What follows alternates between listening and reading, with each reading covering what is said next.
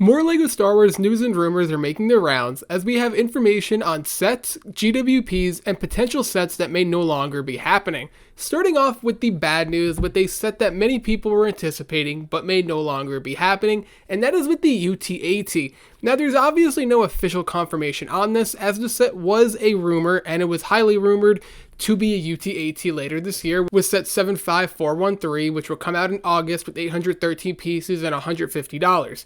And obviously rumors can always change, but myself and a bunch of other people really believed this rumor to be a UTAT, and now it's coming out that some sources are saying that they've yet to hear anything about a UTAT actually happening, and that is leading some people to believe that this set isn't a UTAT. Now I think the biggest thing to note is that Commander Bacara and Galactic Marines are still expected to be included in this set, but let's just say it's not a UTAT. What could this exactly be? I only see Bacara being included in a UTAT. It's what fans have wanted for years now, and it's what we are really hoping to get since this rumor came out a few months ago. And if this isn't a UTAT, that would be highly disappointing and something that I would not be looking forward to. So I hope this is one thing just getting blown out of proportion, and it turns out once August rolls around, this is a UTAT, but it is something to pay close attention to, as this could very well change and be a different set. Switching gears to more information on a set with 407960 Brickhead set, which will be coming out April 18th, and this will include 656 pieces, retail for $50, and obviously it's going to be Revenge of the Sith themed, and it's going to include Anakin, Padme, General Grievous, Palpatine, and Mace Windu.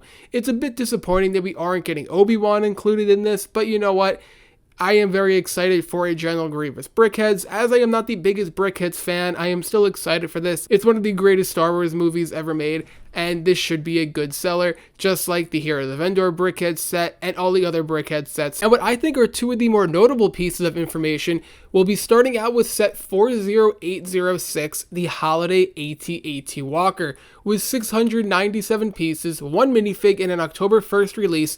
This will be retailing for $70, and it will be a LEGO store exclusive. This is super exciting. Many fans have really been in love with that Holiday X-Wing that was an employees only gift, and now I think LEGO heard the demand for more sets like this. They followed it up a few years later, or a few years ago now, with the holiday diorama for the Millennium Falcon, and then they skipped a year because we had the anniversary battle pack, which was awesome. Huge fan of that set. And then we have the holiday AT-AT Walker with one minifig, which I would assume to be a holiday AT-AT driver. Now, this is really cool, and it's something that I think that LEGO can continue a streak of doing this for years to come. I mean, there's so many sets that they could swap out to make a holiday theme. It's endless. Like a Kylo Ren shuttle, a TIE fighter, a TIE interceptor, TIE advanced. I'm pretty sure we're going to be expecting a Luke's land speeder sooner rather than later, with how we know LEGO loves giving us Luke's land speeders. So if LEGO needs a set, they can just go back to other sets that they've released, do a holiday spin on it, and you would have a great seller for a 3 or 4 month period that you can release it for. And I obviously say 3 or 4 months because I think LEGO wants to keep the supply of this small and have it on a limited shelf run, because it would make the most sense only selling it through the holiday season. Even though I would love for one of these to be on shelves year round, it just makes the most sense to only have it on such a limited run. But obviously, besides the ships and vehicles, they could always do like the boarding the Tantive 4 as a holiday theme, or any other scene they can have just a holiday spin on it. They pretty much have endless possibilities. Now, the news that I'm sure most people are going to be keeping their eye on is what the gift with purchase will be for the UCS Death Star. And that will be set 40771, and it's going to be a TIE fighter with 236 pieces, 3 minifigures, and obviously it's going to be an October 1st release, the same time that the Death Star will release. And man, between this and the holiday AT-AT, October is going to be a very expensive month. But this isn't the most exciting news. And yes, I understand the TIE fighter, it makes sense, it goes with the Death Star, but I would assume for $1,000, in the set, LEGO should have included maybe a TIE fighter or two and an Imperial shuttle. That's what I would have expected, not a gift with purchase for, I'm assuming this is going to be able to fit in a room in the Death Star, and you can pair these two up.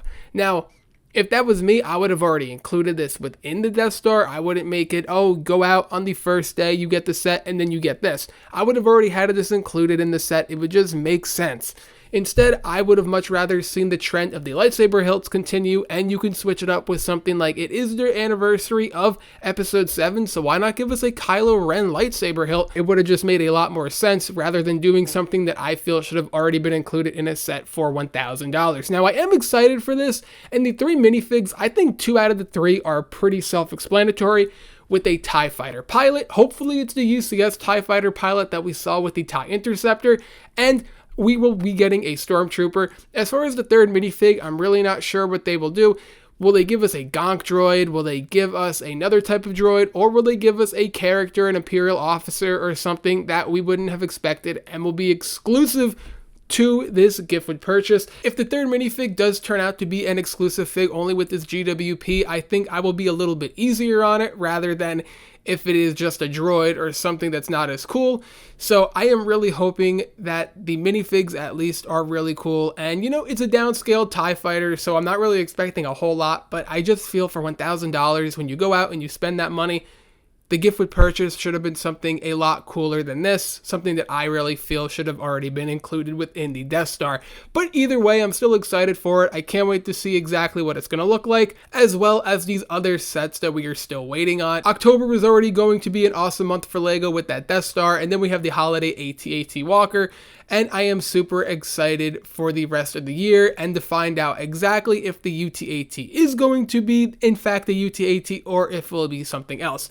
So let me know in the comments below what you think about all of this updated information.